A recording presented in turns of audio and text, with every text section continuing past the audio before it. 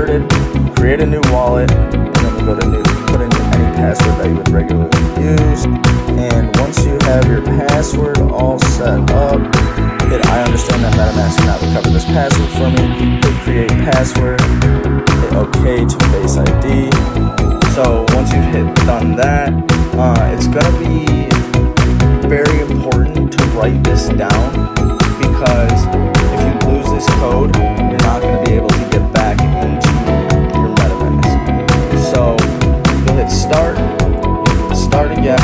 So once you get to this point, all you do is click view, and it'll give you a seed phrase. It'll be ordered 1 through 12. You'll take that seed phrase and you're just going to put it, it's going to ask you to plug it in. You have to do it in the order of 1 through